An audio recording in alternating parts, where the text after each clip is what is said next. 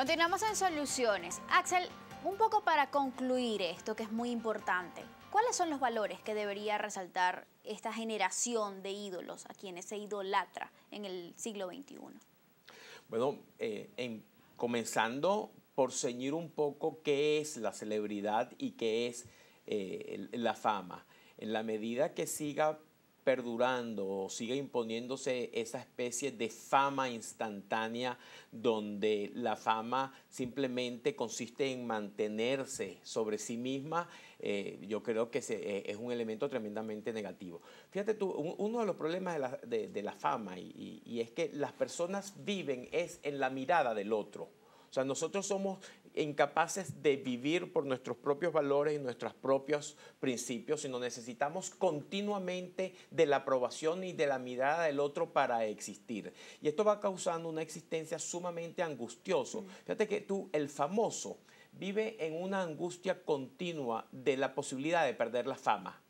Y esto va llevando a una especie de histrionismo colectivo que se ha hecho sumamente acentuado en los tiempos contemporáneos. Yo creo que hay que empezar a rescatar otro tipo de valores. Ponte tú, mira el fútbol.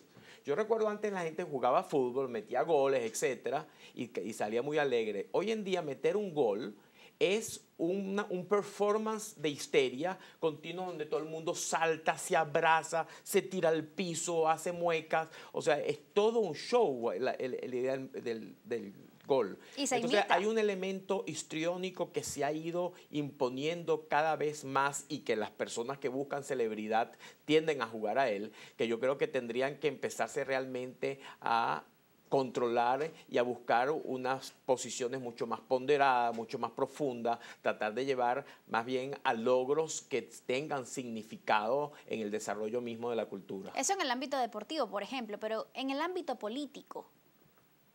Bueno, en el ámbito político ahí entramos en un problema más complicado, ¿no? Por Claro. ejemplo, en el caso venezolano, yo creo que el culto al héroe, como se ha construido en Venezuela en las figuras pues, de Bolívar y del mismo Chávez, son un culto fundamentalmente antidemocrático, porque la democracia implica fundamentalmente la participación de todos los ciudadanos como iguales y no a través de la idealización de figuras magnas, de grandes figuras que puedan ser los líderes y que sean los que nos orienten en el camino.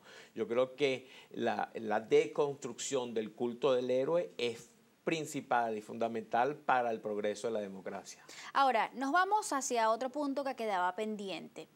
¿Qué impacto genera el hecho de desilusionarnos de esa persona a quien idealizamos o idolatramos? En algunos casos han ocurrido tragedias que han sido emblemáticas, como el caso de Lennon y Chapman allá en Nueva York, cuando simplemente por no haberle contestado una carta lo asesinó.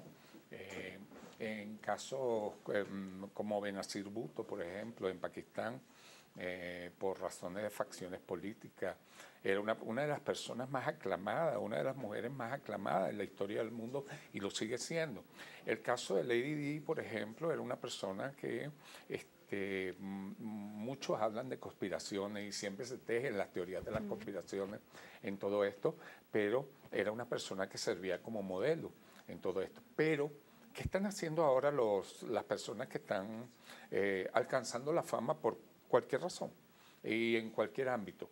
Una de las cosas que se dan cuenta es que tocar la fama es algo que es distinto verlo desde el lado de afuera que desde el lado de estar metido en la fama. ¿Cuál es el precio de la fama? El precio de la fama es un precio sumamente alto. Es la pérdida absoluta de la individualidad, es la pérdida del anonimato, es la pérdida del secreto, es la pérdida de la imagen.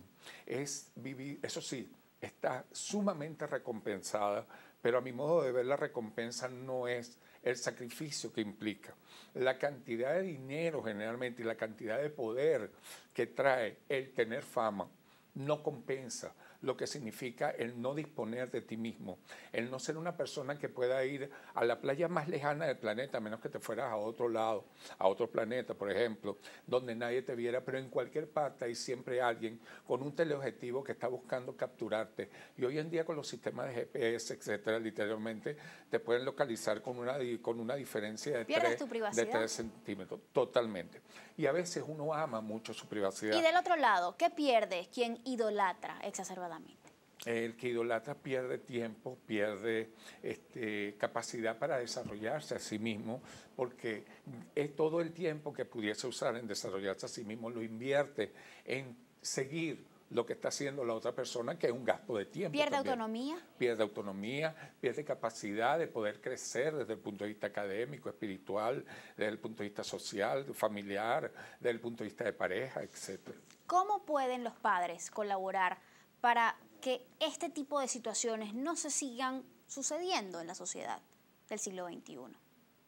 Bueno, eso es toda la parte de la formación dentro de la misma familia, y yo diría que en el caso de los hijos acompañar a los mismos hijos en esas idealizaciones con la figura. ¿Pero se trata de evitar que el niño pegue pósters de su celebridad en el cuarto? No, en absoluto. Yo creo que más bien en la medida que los padres puedan participar y puedan conectarse con esas admiraciones que tienen los hijos, es importante, porque de esa forma empieza a ser no un coto privado del hijo, del muchacho, del adolescente, a través del cual él siente una particular intimidad, sino parte a ser un hecho compartido que le permite y que le da mucho más flexibilidad. ¿Y cómo evitar que eso se torne negativo? Y es importante mucho la conversación en torno a las figuras célebres, porque es importantísimo que los individuos puedan ver la distancia que hay entre la imagen que presentan y la personalidad que realmente son, ¿no? Porque hay muchos casos en donde hay una disociación absoluta entre la imagen pública y el ser privado. Así es. Y que muchas veces son antípodas, son realmente personas que representan lo contrario a lo que quieren aparentar frente al mundo público. Yo creo que en el intercambio, en la medida que podamos acompañar a las personas en sus procesos de idealización, uno puede ir haciéndolo mucho menos flexible y que no sea un elemento totalmente aislado que se cree allí como una necesidad psicológica y que se alimente como una necesidad psicológica muy privada. ¿Cómo impacta todo esto en la esperanza de las generaciones futuras? En el qué vamos a hacer y cómo un poco generar los cambios para que estas situaciones no se tornen negativas, para que un niño o estas generaciones de relevo pues no pasen al punto del que hablábamos, donde esto se convierte prácticamente en algo patológico. Los ídolos, las idolatrías, las imágenes de culto se están multiplicando de manera exponencial, porque no solamente tenemos a un cantante que apareció y tocó con su grupo y a todo el mundo le gustó y grabó su primer disco y vendió 1 millón de copias. No, en este momento tenemos redes sociales que son también objetos de culto. Tenemos tuiteros que son objetos de culto, tenemos youtubers que son objetos de culto, ¿okay? Tenemos gente de Instagram que son objetos de culto. Entonces, la campaña radica en poder demostrar que estas personas, en el fondo, también es la forma de vida que escogieron, pero que no por estar en el pináculo de la fama, todas las frutas son maduras. Tienen también sus lados verdes. Y hay que mostrar ese lado verde. Quería destacar nada más una cosita de 30 segundos. Adelante. Que era, ¿se acuerdan del niño aquel que fue víctima de una camarógrafa en Hungría cuando los refugiados, que ella le puso una zancadilla, el niño cae junto con el papá, etcétera, Una de las cosas que ocurrió es que como una semana después, él aparece retratado con Cristiano Ronaldo tomándose una foto y con el balón, y Cristiano Ronaldo regalándole un balón.